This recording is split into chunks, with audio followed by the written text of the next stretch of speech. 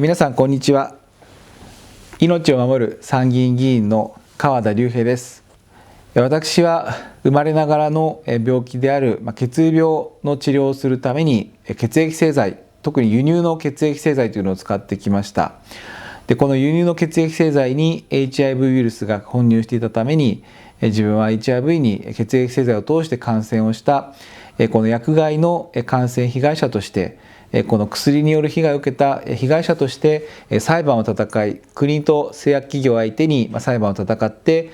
和解をして勝利をいたしました。その結果、自分自身のこの薬を使ってHIV に感染をするっていう被害から、今自分のこうした被害を二度と繰り返さないために、この国の制度や仕組みを変えたいという思いで国会議員になって、今命を守るための参議院議員として仕事をさせていただいております。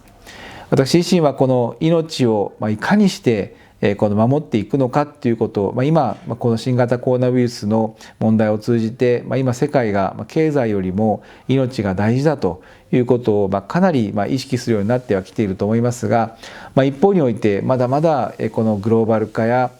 この特にデジタル化の中で、本当にこの私たちの社会というのは確率的になっていこうとしているところもあります。そんな中にあって私はやっぱりローカリゼーション、特に地域を大事にしていくことっていうのがこれからの社会において非常に重要だというふうに思っております。特に命の源である食であるとか食べ物、そしてその食べ物の元となっている種の問題、このシードの問題について非常に重要だというふうに思って、その種の多様性を守るための法律を作ることを今国会でしております。これ種の多様性、これは今種がですね、実は経済性や効率性といった特にお金儲けのために有料なもの、特に知的財産を守ってその開発をするための企業に有利なような法律が作られていったりとか、それからそういったその世界での取り決めが行われていこうとしていく中で、私はやはりそういったものは単なる経済性や効率性だけではなくって生物多様性に基づいたそうした多様な種を守っていく、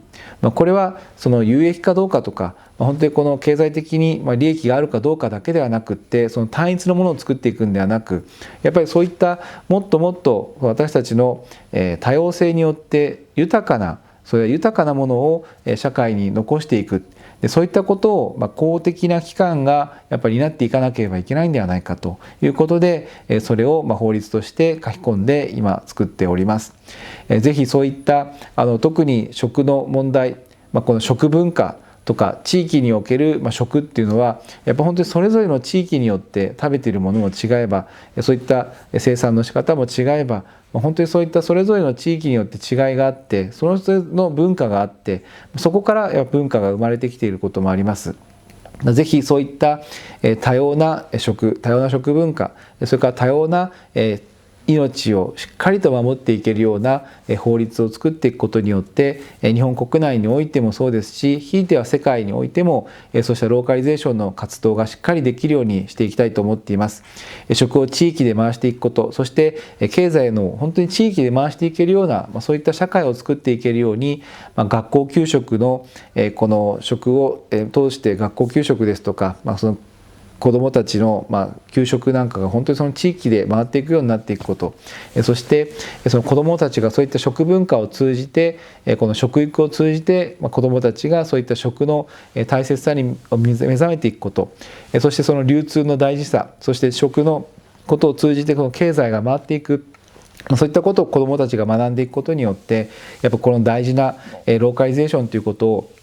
学びが進んでいくことも私はこれからこの法律に盛り込んでいきたいと思っています。ぜひそういった法律を作ることに賛同していただける方、またぜひ一緒に活動していただける方とこれからどんどんつながっていきたいと思っていますので、今後ともこのローカリゼーションの活動一緒に頑張ってまいりましょう。今日は聞いていただきましてありがとうございました。命を守る参議院議員川田龍平でした。ありがとうございます。